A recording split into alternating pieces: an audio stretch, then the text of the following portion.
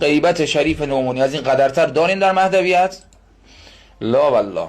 صفحه 167 حدیثی رو میخوام بهتون نشون بدم از امام صادق که با ناراحتی این رو داره بیان میکنه به مخالفین شیعه، به مخالفین امام زمان.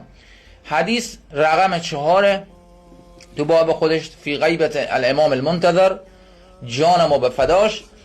سدیر سیرفی از امام صادق شنید که در مورد امام مهدی جمله رو فرمود و بعد امام صادق ناراحت اینجا عزیزان میفرماید که این، حالا ببینید عبارتش، امام میفرماید این خلق ملعون خوک صفت، همین عبارت، چی رو منکر میشن؟ امام زمان رو منکر میشن، چون امام مهدی هنوز دنیا نیامده بود و امام میدونست اینا منکر میشن که حجت خدا قرار دنیا بیاد و به غیبت بره و عمر طولانی این حجت خدا رو، این که نمیبینن، میگن این رو میگن دیگه، قضیه عمر طولانی مطلب دومی است که مخالفین شیعه مطرح میکنن، مخصوصا حالا این سلفی‌ها. اولین مطلبی که مطرح میکنن میگن یعنی چه؟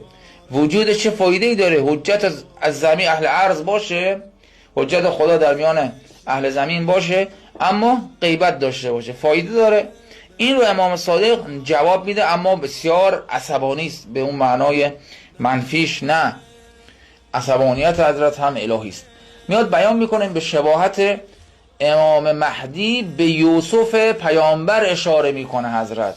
ببینید عشق خورید، میفرماید که همانطور که یعقوب در کنعان بود و پسرش یوسف نبی در مصر پادشاه بود، این فاصله 9 روز، رفت و برگشت 18 روز، این فاصله بینشون بود، اما برادرانش و بقیه نمیدانستند که او یوسف همان، خوب گوش کنید به به، همان حجت خدایی است که حضرت یعقوب و پیامبران قبل مژده آمدنش رو دادن و مژده دادن که قرار منجی بیاد که مردم رو، بنی اسرائیل رو و مردم دیگر رو از گرفتاری ها، بلایا و مرگ نجات بده.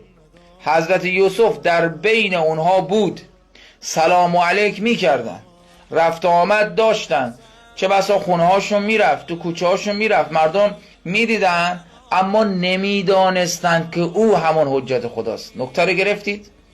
حالا ببینید امام صادق وقتی این رو بیان میکنه میرسه به اینجا، میفرماید فما تنکروا هذه الامه، این امت چی رو منکر میشه؟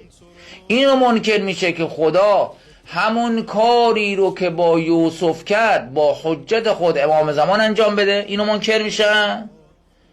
ببینید اینجا رو، این عبارت اشک شما رو در میاره.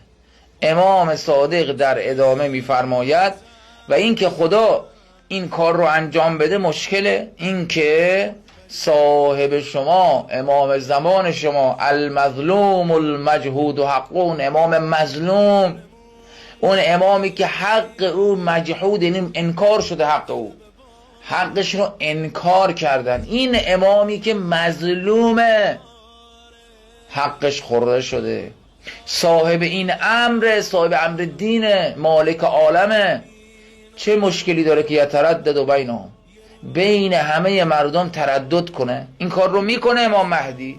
امام صادق چه میفرماید؟ و یمشی فی اسواقهم، تو بازارهاشون راه میره با پای پیاده. یمشی عزیزان در عربیت، مشی در عربی الان هم استفاده میکنن، انسان با پای خودش راه بره رو میگن مشیه. متوجهید؟ همین کلمه برای همین استعمال میشه. امام مهدی یمشی فی اسواقهم، اسواق یعنی بازارها.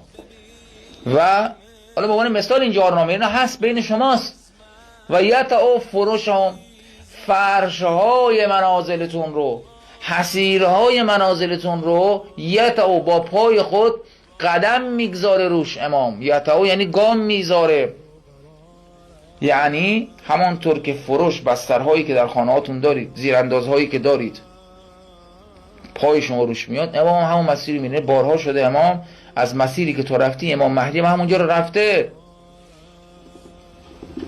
اما ولا یعرفونه، اما او رو نمیشناسن مردم.